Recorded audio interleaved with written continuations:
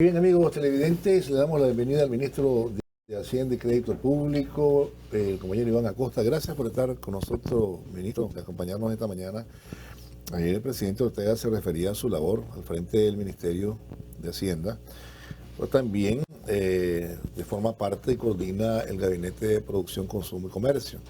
Ayer fue presentado el Plan Productivo 2021-2022, ¿verdad? Y hay trazadas a lo largo de todo el programa, de todo el plan, metas, ¿no? Metas que me imagino que han sido trabajadas con los productores, que han sido trabajadas con la gente que se dedica a trabajar la tierra, que bien lo mencionaba ayer el comandante presidente Daniel, ¿no? En ese sentido, pues, son los principales aspectos generales del plan, ¿verdad? Y luego los objetivos generales del plan y luego ir, digamos, de alguna manera tocando. Pues sé que no hay tiempo para cada uno de los rubros, pero por lo menos los más importantes, Iván. Bienvenido. Gracias, Alberto. Gracias por tenerme en esta revista tan importante para el análisis político, económico y de hasta deporte que se ven acá, Claro, que tiene una gran audiencia. Definitivamente, antes quería mandar saludos a los hermanos cubanos que hoy, y a los revolucionarios de Latinoamérica que hoy conmemoran la caída de José Martí, el padre de la revolución cubana, el principal ideólogo cubano que cae hoy también hace 126 años en Dos Ríos. Fue el fundador del Partido Comunista, un intelectual de clase mundial, que sus pensamientos están vigentes. La Cuba de Martí y Fidel, siempre se dice, está el pensamiento martiano.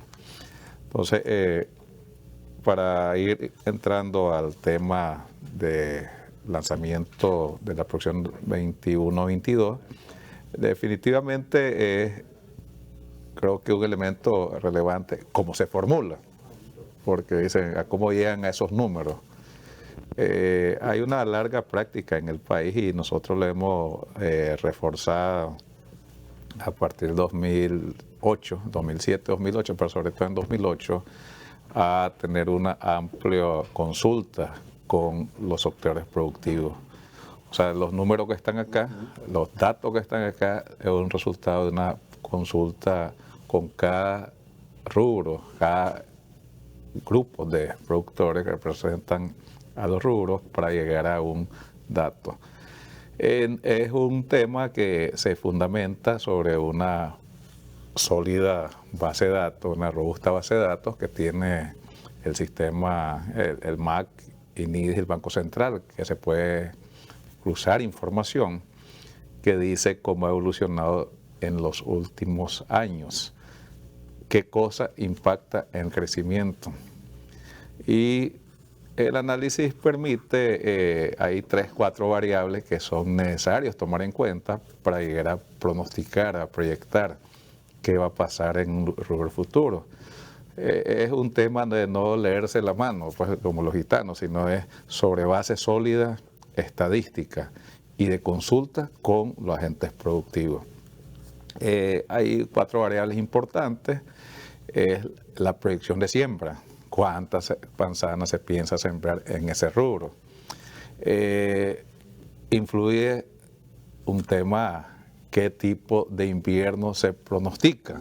Si es buen invierno, va a haber una siembra más ordenada, mayor cantidad. Cómo evolucionan los precios del mercado.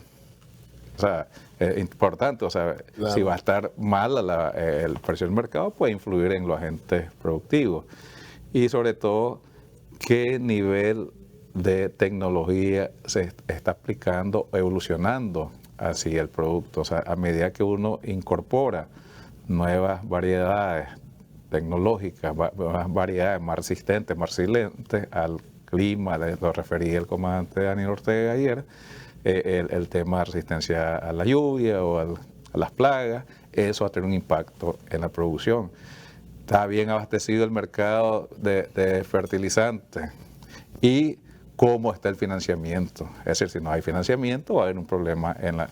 Entonces, cuando esas variables están ya mezcladas y sobre la evolución de los datos de los últimos, aquí se hizo un análisis tomando en cuenta los últimos 8 años de cómo se mueve cada rubro y lo más importante, la consulta con los agentes productivos, qué piensan hacer.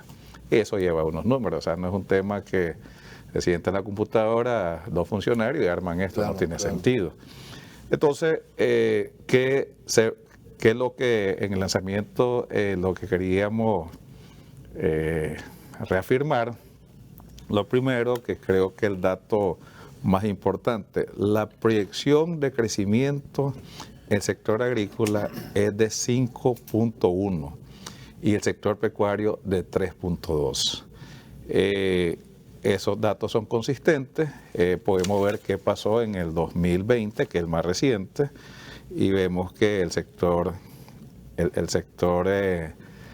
exportó 5.8%, hubo impactos muy importantes en frijol, carne y lácteos, es el pasado, o sea, claro. Y el crecimiento de la evolución estuvo en sector de pecuario 1.6 y agricultura un poco más que 1, impactado fundamentalmente por el tema de Leta y Liota, el último trimestre, que afectó la evolución de la producción allá, y teniendo en cuenta que estábamos en un año de más complicaciones para la producción dado el impacto de la pandemia global. Eso permitió. Entonces, vimos los números del 19, 20, del 21, del 17, 18, y eso es lo que nos dice que hay mejores precios, hay dirían los que están en meteorología, un niño moderado, o sea, eso es un impacto positivo, y nosotros tenemos una gran campaña de transformar los temas de fundamentalmente las políticas, en este caso la política dirigida a la productividad, fortalecer la política del comercio, buscar reforzar la política de financiamiento, el tema de tecnología, es decir, las políticas, la estrategia y las acciones que permitan realmente seguir incrementando la producción. ¿En qué se funda? ¿Qué resultados tenemos? Sí, pero ese salto de 1.6, 1.1 a 5.1 y 5 puntos y pico se sustenta en lo que ha explicado, ¿no? Precio, extensión de producción. Porque el salto es importante, pues, la proyección, ¿no? Sí, pero básicamente es correcto. La pregunta es la evolución de 8 años. Solo mencioné que un año complejo para la producción, complejo para la exportación, complejo para la salud pública, todavía creció el sector. O sea, ese es el argumento. Esas dificultades aún. Creció. Entonces, en esto que ya está resolviéndose con mejores precios en el mercado, con mayores, mejor clima, mejor asistencia técnica, mejor movilización en el territorio, eso debe tener un impacto mayor. Pero también, te decía, solo te di el año 19-20, pero también el 18-19, todos tienen una evolución promedio del 3.5 al 5-6%.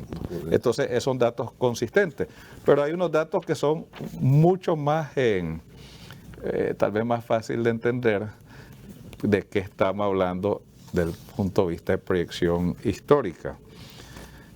Por ejemplo, rubro de café, un rubro que es muy conocido, uno puede partir de cuánto se exportaba en 2007, ahorita no estoy con los datos de volumen para ver qué impacto tenía en la economía, era 188 millones de dólares. 2007. Ese es un rubro importante, emblemático. ¿Cuánto se exportó el año 2020? 438 millones. Es decir, hay un crecimiento de 132% en la evolución del tiempo. ¿Y qué pasó en el café? Porque esas son las preguntas. Claro. En 2007, el rendimiento promedio por manzana era 10.6 10.6 quintales. Claro, claro. Poco. Yo recordaba a unos productores ayer en el lanzamiento de que aquí hubieron gobiernos que decían que el granero y no sé qué cosa, y 10.6 el café que venía de 1870 estando en la canasta de producción del país y ya había entrado en la exportación allá abajo por los 1920. 10.6 el rendimiento. ¿Cuánto el rendimiento? Porque son los números, pues los números son contundentes. Va encima de 16 quintales por manzana. ¿Es suficiente? No, o sea, debemos ir avanzando a 18, al 20, al 22 para cambiar el impacto en la canasta exportadora. Son datos en... Bueno, la carne vacuna. Desde la Avenida de los Españoles, decimos, está la carne vacuna. En 2007 estaba en 179 millones.5. ¿En cuánto está en 2020? 541. ¿Cuánto ha crecido en la evolución de esos 13 años? 201%. Ha doblado la cantidad de recursos. Es una combinación de precio, de volumen, de rendimiento. O sea, hay un cambio en la canasta exportadora. Y como esto, hay 10 rubros que han evolucionado producto de las políticas públicas, las políticas productivas, las políticas de comercio, tener más acuerdos comerciales, más mercado, más tecnología, más políticas públicas de apoyo a la producción. Definitivamente eso tiene un impacto en... Usted ha querido recrear el origen de los cultivos, ¿verdad? Y yo creo que es importante señalar que en el caso del café, hubo una política cuando se inició con esto de entregar a los alemanes u otras personas que llegaban de afuera 500 manzanas regaladas en las zonas productivas, ¿verdad? A cambio de que sembraran 500 cafetos, ¿verdad? Sin pedir asistencia técnica. Y fue así que mayoritariamente los alemanes, ¿verdad?, tuvieron esa posibilidad. Esto lo relata en las primeras 2 o 3 hojas de su libro Alberto Boll, Nicaragua con amor y humor, que habla de la comunidad alemana, pues, que también eso hay que recordarlo, ¿verdad? Que hubo ahí la posibilidad en aquellos tiempos, iban de algunas personas de hacerse de 500 manzanas. Pero bueno, continuemos. Al igual que estos dos, usted decía que hay cuántos productos más que tienen una evolución parecida. Que hay una evolución entre 10 y 15 productos que han evolucionado producto de las variables más importantes para la producción agrícola y pecuaria, que tiene que ver con más mercados, mejores mercados, más tecnología, más políticas públicas dirigidas y mejor financiamiento seguramente, o sea que la banca, los esfuerzos del gobierno, las políticas de los bonos productivos alimentarios, todo eso va a influir y va a impactar en estos cambios, porque la pregunta es cómo no se lograron esos cambios antes, por qué estaba tan estancado. Pero otro dato, pues, para ir a la producción agroexportadora, el azúcar. Hay mejores rendimientos, más tecnología también, o sea, y además más áreas dedicadas a la siembra de azúcar. 74.5 millones era en 2007 lo que producía el azúcar, y tiene un vaivén en los precios. Ahorita estaba en 145, que no era un buen año, era de precios bajos. Claro. Ahora se movió como 30% el precio, entonces esperaríamos que eso esté por encima de los 160, 170 millones. Por ejemplo, los frijoles, que es un producto de la masivo, que está en manos de los pequeños agricultores. Estoy usando diferentes, ¿no? El azúcar está en 4 grandes y los frijoles en muchas manos. O sea, estamos hablando de decenas de miles. Igual, 39 millones.9 generaba.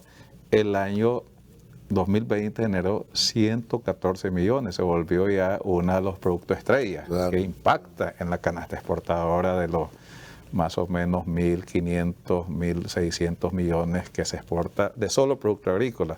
La producción de lo que llamamos commodity, cuando ya se incluye oro, puede recordar que alcanzó 2.933 millones, casi ya llegando al límite que se ha propuesto la sociedad como meta inicial de 3.000, ahora vamos a tener que comenzar a hablar de los 3.500, porque lo más seguro que va a superar holgadamente los 3.000 2021. Eso tiene que ver con políticas públicas realmente acertadas.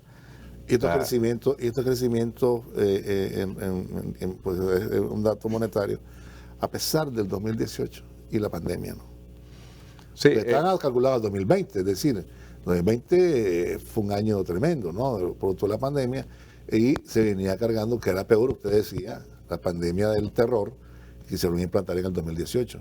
Es decir, tendríamos posiblemente mejores números aún, ¿verdad? sí, Posiblemente, pues. definitivamente Creo.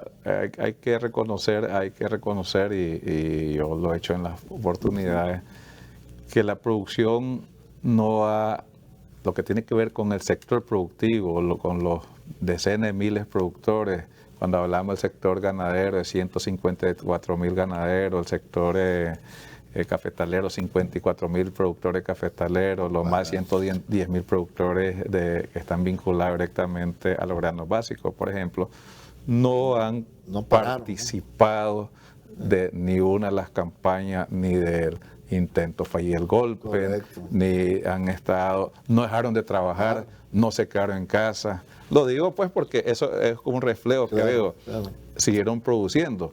Si ellos se hubieran quedado en casa, otro cuento hubiera sido. Claro. Yo entiendo que yo tenía muchas amistades que querían quedarse en casa y todavía están en casa, no trabajan. Este sector trabaja mucho de sol a sol y por eso se exporta, y por eso es que el pilar sanitario tuvo recursos suficientes para atender a la población que lo requería, que lo demandó, pero además seguir creando las condiciones para tener definitivamente las capacidades de un país en desarrollo, un país pequeño, economía pequeña, dar una respuesta contundente al pilar sanitario. Eso definitivamente es producto de este trabajo. No se quedaron en casa. Eso lo repito porque parece una cosa así sencilla, pero el llamado es que ellos se queden en casa. Y ellos no se quedaron en casa, siguieron exportando, produciendo, y estamos hablando de grandes, medianos, pequeños, micros. O sea, una cosa es decir, no estoy en un sesgo. Nadie le agarró la vara a los otros. Entonces, decir, el que trabajaba sabía que tenía que trabajar. Pues. Y eso es la conclusión que se ha llegado global, no solo acá. O sea, que se tiene que atender el pilar sanitario con seriedad, con todas las medidas, con los recursos, con tener los medicamentos a tiempo, fortalecer el sistema sanitario de cada país, o sea, pero también tenés que seguir produciendo, tenés que seguir trabajando, tenés que exportando, ahí está reflejado en el sector productivo. ¿Qué hubiera podido, qué tal vez hubiéramos tenido? Probablemente hubiéramos tenido mejores precios en 2020 si no le dio la pandemia. Claro. Ese es otro tema, porque una mayor demanda en algunos rubros también. O sea, no, pero los rubros que se demandaron eran más alimentos, claro, y material sanitario, equipos sanitarios, respiradores. Pero habrían algunos rubros que, por ejemplo, los mariscos estuvieron muy pensaba en los mariscos, pues que hubo un impacto ahí. No hay demanda, no hay restaurantes, lo que es vinculado, ¿no? Entonces, ¿qué otro elemento nosotros siempre reflejamos en estas exposiciones? Tiene que ver las políticas públicas que dé competitividad al país. Porque de repente uno en el análisis dice, bueno, pero siempre se produce, desde hace 200 años hay registro de producción y desde el 60 el Banco Central muestra la producción, pero también hay que ver en qué condiciones de competitividad se produce. Voy a poner un ejemplo sencillo. Dice ahí el informe por algún lado, se recolecta 2 millones y algo, 2 millones y medio de litros de leche diario, que por 365 días da un gran número. ¿Cuál era la noticia antes? ¿Cuál era la noticia antes? Sí, que había una escasez de leche y había que importar y todo lo demás. No, la noticia es que se perdía 1 millón de litros diarios. Por el acopio. Sí. ¿Cómo se cambió eso? Las políticas públicas dirigidas a la competitividad del país. y se refleja en el mayor tendido de carreteras, la mejora sustancial de los caminos y una gran conectividad que permite que las industrias instaladas puedan acopiar y puedan procesar y no haya golpe de leche. Correcto. Eso es muy importante. A eso me refería, al golpe de leche, que de repente decía, bueno, se perdieron y hay que sacar, hay que traer. Entonces, si tú inviertes energía, inviertes en camino, en la calidad del agua, o sea, a medida que avanzas con el agua potable y saneamiento, eso también va a dar mejor calidad en tus procesos industriales o agroindustriales, pequeñas unidades para el manejo del queso y eso. Eso tiene un gran impacto en la economía y eso se refleja en el stock de exportaciones. Por ejemplo, el queso se volvió un producto importante en la exportación también. Claro. Y definitivamente detrás de todo eso está el empleo. Este sector le garantiza 1.400.000 empleos, trabajo, pues, claro. En términos económicos, o sea, 1,5 millones de personas que están dedicadas, o sea, casi el 30% de todo lo que hacemos algo en el país, o estamos obligados a hacer algo, está vinculado a este sector. Y cuando incluimos la agroindustria, la parte vinculada a la agroindustria, seguramente estaremos cerca de los 2 millones de personas dedicadas. Entonces, es muy importante para el país. Entonces, a medida que este sector se encuentre con los recursos financieros para trabajar, la inversión necesaria, la atracción de inversión extranjera, la estabilidad macroeconómica, que es una cosa que está escondida ahí. O sea, para que todo esto funcione, se supone una inflación controlada, un tipo de cambio proyectado en el largo plazo, o sea, que podamos pronosticar una estabilidad para seguir produciendo. Eso también es una parte de las condiciones necesarias para producir de manera con proyección al crecimiento. Definitivamente el país en el ciclo 2007 cambió un cambio de rumbo en las políticas productivas y en las políticas económicas dirigidas a la producción. Hay falta cosas por hacer, o sea, mejorar el financiamiento, bancarizar más al sector productivo, movilizar el financiamiento a los productos, a nuevos productos de exportación, mejorar la carga de transferencia tecnológica. O sea, hay muchas cosas por hacer, pero se está trabajando también con mucha efectividad. O sea, el INTA, el IPSA, la inocuidad se llama. O sea, es garantizar que nuestros productos estén en las mejores condiciones y calidad para el consumo y a altos estándares para el mercado europeo, para el mercado norteamericano, mercado asiático. Y cada vez lo aumentan más, ¿verdad? Como para una barrera. Pero vamos a ver una pausa. Cuando regresemos, y yo recuerdo en eso del acopio de la leche y todo lo demás, que en algunos momentos había también en el sector de los grandes una especie de exageración para sacar réditos fiscales, como lo hacían también en el asunto del café, que está malo, pero había una desviación de prenda, entonces el hombre habilitaba, las personas estas se compraban vehículos de lujo y después querían no pagar deudas. Me acuerdo perfectamente de esto, un poquito ha cambiado y cuando regresemos hablemos un poco del azúcar, de los precios y quisiera que habláramos de los rendimientos. Usted hablaba de que el 2007 10 por manzana y yo entiendo que hubo un plan de renovación del café para justamente esos rendimientos aumentarnos. Quisiera un poquito de esa información. Vamos a la pausa y ya volvemos. Y continuamos con el programa con el ministro de Hacienda, hablando un poco de algunos rubros, ¿verdad? Usted pasó ligerito por el azúcar y me pongo a pensar, ¿y hasta cuándo los nicas pagaremos internamente más por el azúcar de lo que pagan afuera? Bueno, es un asunto emblemático e histórico, pero ¿por qué? ¿Por el asunto del empleo? Sí, definitivamente. Creo que esto es un tema más de fomento, de economía, Ministerio de Economía, pero usted sabe el sistema. El tema del azúcar es un tema que se discute no solo en área centroamericana, en las islas del Caribe, en el sector del África que producen azúcar, pues que están en la misma línea del Ecuador. No, también O sea, es un tema de que tiene que ver con una vieja política agroindustrial. O sea, ese era el incentivo para tener stock suficiente para agroindustrializar el país, porque probablemente si no se hubieran aplicado en su momento, solo tuviéramos plantaciones y tendremos que exportar los barrijones de azúcar, por decir algo, de caña. Entonces, la política tiene que ver con, creo que los 60, un poco antes, tiene que traerlos, industrializar, o sea, los viejos, dicen, como decían los polindos, pues, pero lo que llegaron a la central azucarera, que aquí le decimos Ingenio, se le dio una preferencia en el precio para asegurar el consumo local y eso tuviera stock de producción necesaria, porque el mercado internacional siempre es competitivo. Entonces, si vos abrieras el mercado, esa era la lógica, y creo que el mercado como centroamericano lo asumió, y es que cada país tenía que tener un stock de consumo de su industria. Es decir, voy a poner los datos de ahora.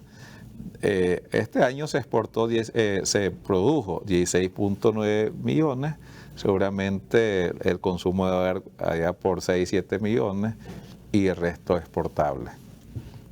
Si se abriera el mercado, es decir, inmediatamente pasaría el efecto de la contracción de precios y que probablemente haría que esta industria no tuviera los incentivos o si no se han diversificado. Han pasado muchas cosas. Esta es una industria que también al final es una forma de subsidiar, sí. Es un subsidio a la producción. Pues, un subsidio a la producción, la pagan los consumidores.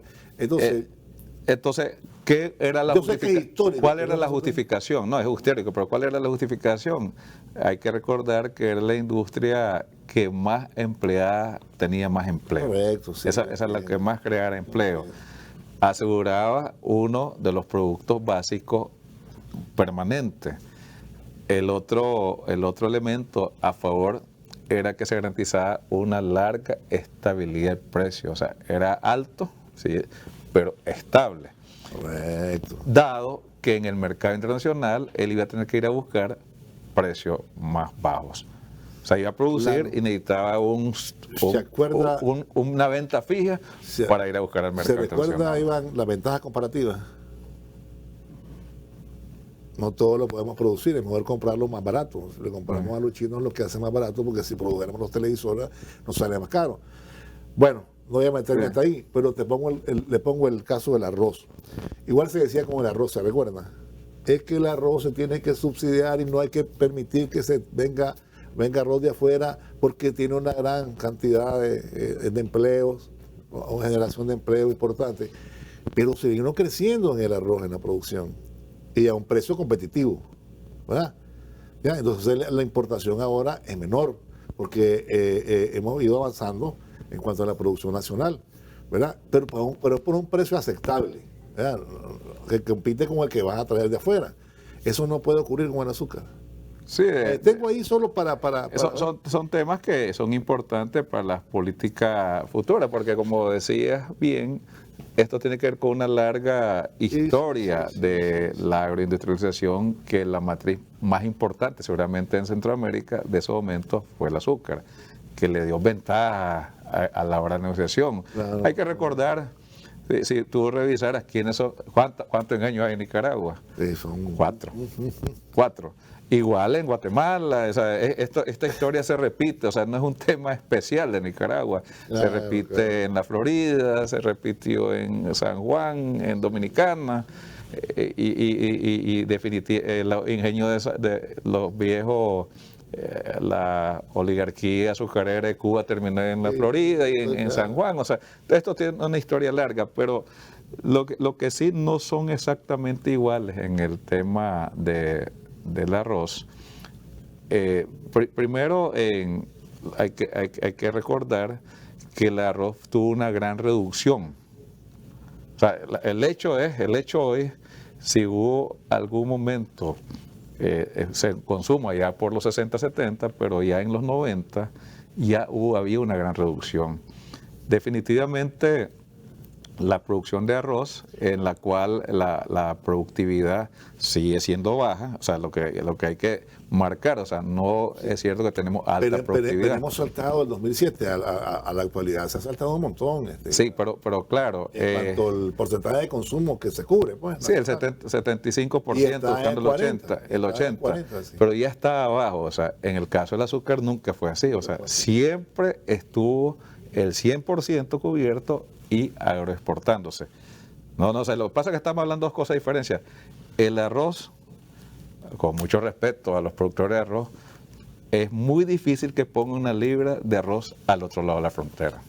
Estamos claros. O sea, entonces pero el arroz es manejable el precio. Pues yo te hablo del otro. No, hay estabilidad. Hay estabilidad. Yo te hablo en relación al precio que le pagan el quintal de azúcar afuera, que es mucho más barato que el quintal que se vende aquí. Sí, no, definitivamente. Entonces hay, digamos, una oportunidad. Todos están subsidiando una oportunidad. Algunas familias ricas, ¿no? Entonces, una oportunidad de readecuar las políticas. Y eso es una decisión, creo, muy importante para apoyar el sector productivo. Y en este caso, aquí hay dos: el arroz de secano, que está en manos de los pequeños productores, que aporta una parte menor al consumo, y el arroz de riego, que es la que produce el 70%, 80% de todo el arroz que consumimos. Pero hubo un momento de un reordenamiento, que es decir, vamos a incentivar la producción local, ese riego y secano, y ir bajando la importación. Claro que sí. Pero es un tema muy complejo, y probablemente la meta es llegar puede ser que, vamos a ver cuánto nos podemos acercar al 100%, porque siempre va a estar presionado, y tenés que estar claro, va a estar presionado por el tema de productividad. Claro. Porque si hay un país, estás hablando de ventaja comparativa o ventaja competitiva, o sea, estás hablando de los modelos que se miden, siempre es encontrar de que el arroz tiene mucha productividad, mucha alta productividad allá cerca de en Asia. Entonces, inclusive aquí en Brasil, y seguramente vas a tener esa presión. Entonces, si vos tuvieras, que es un tema que puede pasar, apertura, probablemente perdieras todo el arroz. Eso tienes que tener mucho cuidado, porque si no articulas bien tus políticas, o sea, lo que pareciera bien, o sea, para que el precio llegue al mercado sin aranceles, como dicen, cero aranceles, podría tener un impacto como el efecto tequila, que perdiste todos tus pequeños productores y solo queden los que están industrializados. Esos son temas que la articulación no puede ir simplemente by the book, dicen los incaístas, ¿no? Si se vas por todo el libro, entonces por resolver un tema del precio al consumo, al precio al consumidor, puedes tener una profunda distorsión en todo el esquema productivo, del empleo, del valor agregado. Entonces eso hay que tener cuidado. En cuanto a los porcentajes, a los rendimientos, hablaba que el café era de 10, ahora ¿cuánto estamos? El promedio. El café en los últimos 6 años ha ido aumentando del 10.6 y se ha movido a un poco más del 16%, 16.8 quintales por manzana. ¿Qué es importante? Es el promedio. Ya en el país hay producción encima de 35, 40 quintales por manzana, la finca más tecnificada. ¿Qué otro tema importante? Los pequeños productores que se habían quedado rezagados allá por 5 o 6 están evolucionando rápidamente a 10 por manzana. Es decir, si esos pequeños productores, estoy hablando de los menores de 20, alcanzan el promedio de 15, 20, va a tener un gran impacto en la media. Por lo tanto, nosotros lo que vemos aquí en el esfuerzo de las políticas de productividad, ¿qué se hizo? Pues porque recuerda que en 2013 lanzamos el tema de lo que tenía que ver en defendernos ante la roya, y eso tenía que ver con todas unas políticas de financiamiento, una política que tenía que ver de incentivar a los productores incluso se hizo el fondo con la TRADE, que era para ese objetivo. Todavía se está trabajando en ello, pero ha habido un recambio en el café, como dicen los agrónomos. Hay café joven que va a iniciar a su producción, eso va a tener un impacto en la productividad, y esperamos que si está en 16 y algo, que próximamente esté en 18, y cuando alcancemos la media del 20, eso va a tener un impacto muy importante en la cantidad de producción, en la cantidad de salarios que genera, en la cantidad de empleos y en las exportaciones. El café está exportando 400, algo más de 400 millones, 3.3 millones de quintales, 400 y algo, y se espera que llegue a 3.7, a 463.9 millones. Pero hay un dato relevante, que eso es lo que pasa en el mercado. En 2020 el café se mantuvo entre 95 y 110. Hoy está probablemente entre 146 y 150. ¿Cuándo fue la última vez que estuvo en 146? 2015. O sea, están volviendo los precios que le dan más incentivo al sector café, y tiene un impacto de reproducción, o sea, eso permite renovar, permite mejorar. Quintales, mayor ingreso. Sí. Y hacer los cambios necesarios desde la producción. Entonces, el café con la producción de 4.63 contra 4.38, y estos datos todavía ellos están haciendo unos cálculos con un café de 120. Entonces, si logra estabilizarse el café por 150, va a tener una gran importación. Volviendo a la caña de azúcar, que no sé por qué estás criticando el azúcar, alguien conocido tenés en el azúcar. Volviendo, voy a poner el ejemplo, el precio del café, del azúcar, estaba cerca de los $9 en el ciclo pasado.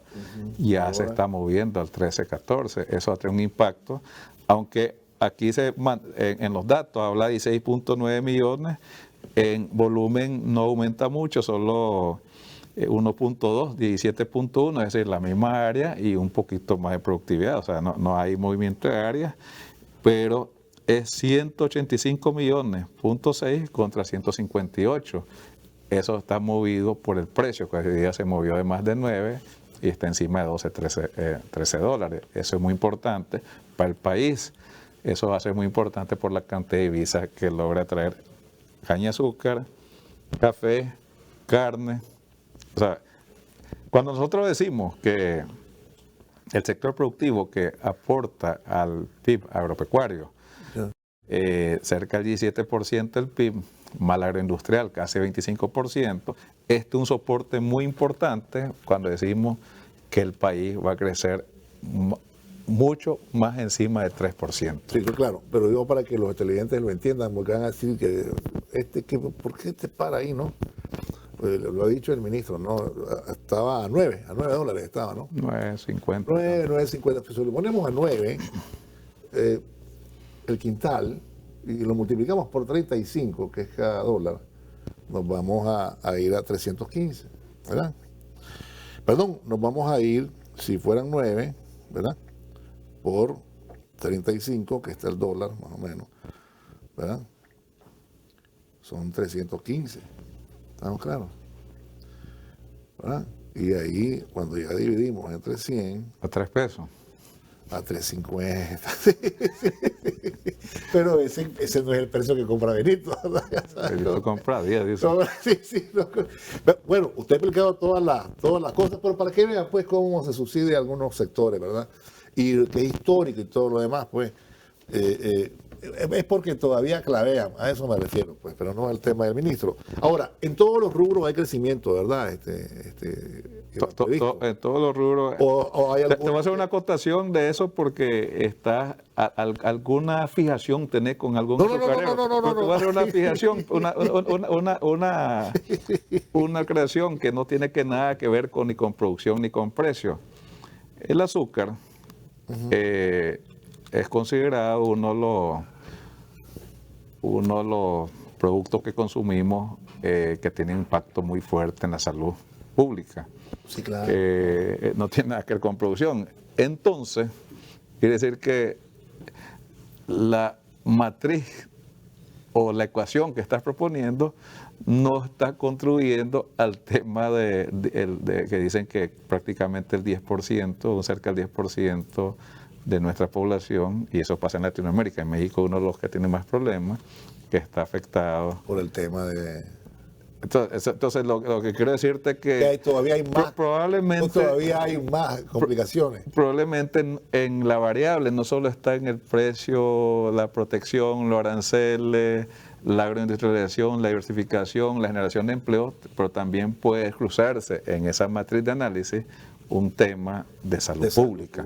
Entonces claro, no es tan fácil, pues lo que quiero decir, no está tan...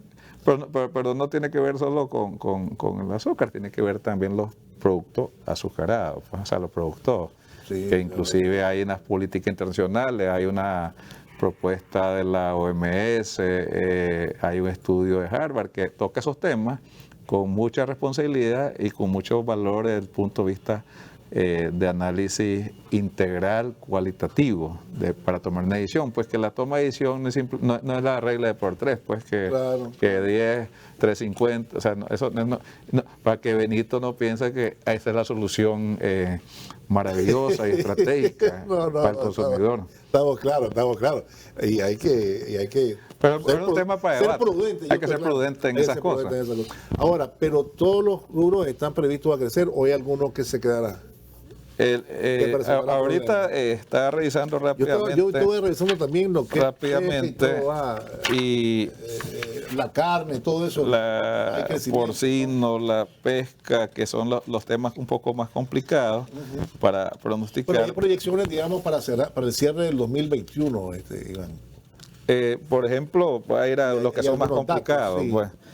En la pesca, pues, que es un tema un poco más difícil, y voy a ver si hay alguno. Aquí hay 10 productos, todos crecen, 2% langosta. El tema de la parte camarón también crece un poco, crece 3%. Pepino del mar, que es hay un crecimiento muy fuerte ahí. O sea, realmente el análisis que han hecho, o sea, que se ha hecho, es una proyección realmente conservadora, pero yendo a los datos, o sea, a los datos de 2000, creo que 2005, 2008 al 2020.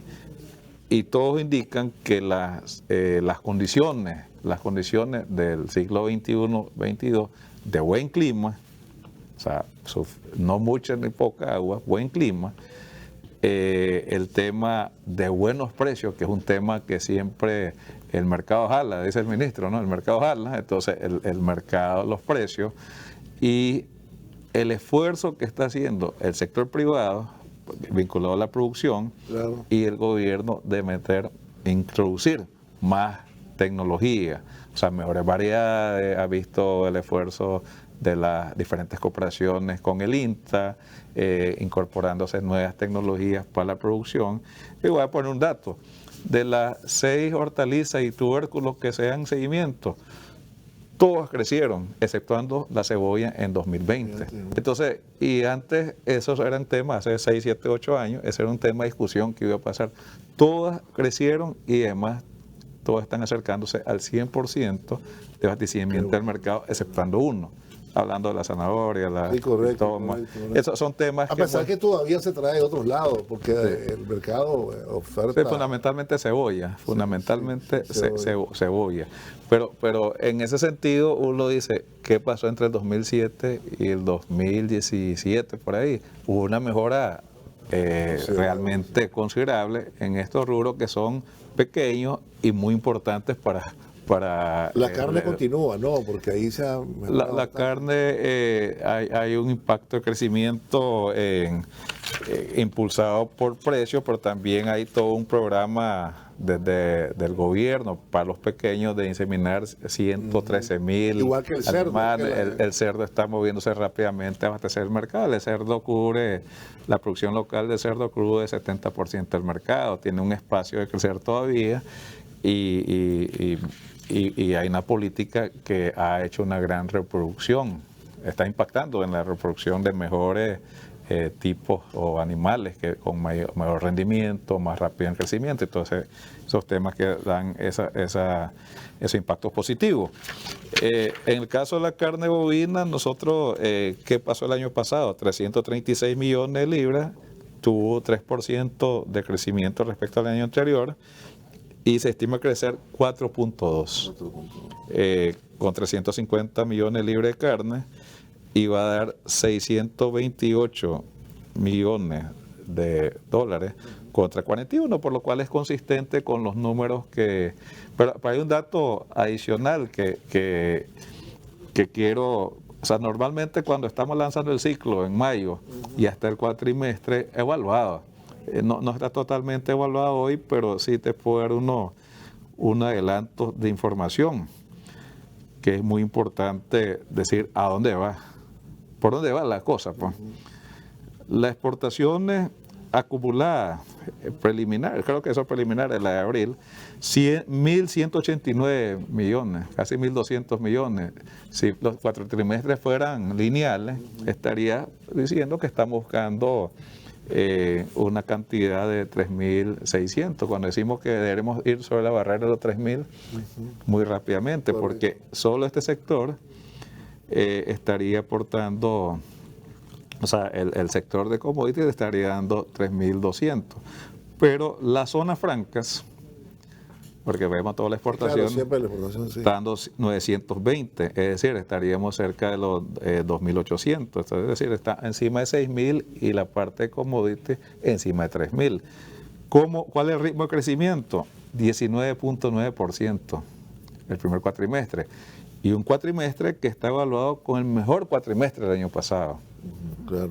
Por enero, febrero y marzo, la economía aquí este lado occidente todavía estaba normal. Sí, yo sé. O sea, hay un cuatrimestre medido contra el mejor cuatrimestre del 2020.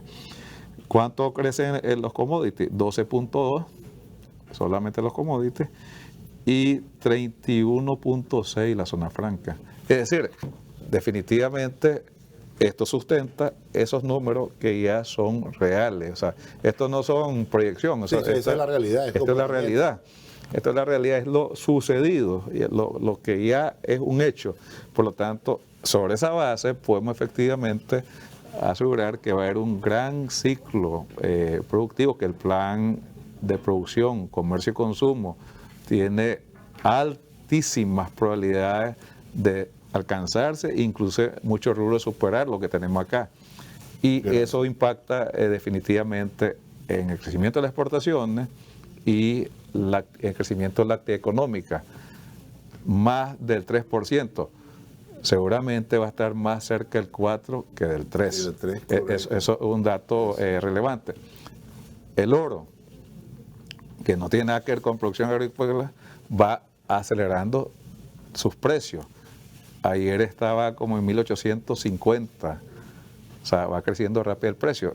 Los volúmenes producidos en nuestro país también van creciendo, hay nuevas inversiones, por lo tanto, mayor volumen de exportación, volumen y mejores precios, definitivamente va a impactar positivamente. Entonces, a algunos de tus amigos no les gustan estas noticias. No, yo no tengo amigos que no les gustan estas noticias. ¿No les gustan las noticias? Algunos de tus viejos amigos. Antes lo invitabas aquí. Tus viejos amigos. Sí. Aquí lo invitabas muchas veces. No les gustan estas noticias. No, claro que no. Claro. Pero la mayoría de nuestro pueblo, los productores, los comerciantes, los que no nos quedamos en casa, estamos muy contentos con tener buenas noticias para el país. Claro. Definitivamente exportar más, producir más, tener abastecido el mercado, estar con expectativas positivas, reconectar con la proyección del 5%, reconectar con ese crecimiento afectado por esas políticas de odio del 2018, son buenas noticias para los 6.6 millones de los que somos ciudadanos nicaragüenses y amamos este país. Amamos este país como los andinos. Probablemente algunos que no son de los 6.6 millones, esos son malas noticias para ellos. Pero la realidad se les impone. Le agradezco mucho, ministro, que haya estado con nosotros. Vamos a ir a una pausa rapidito, volvemos con ustedes en un momento.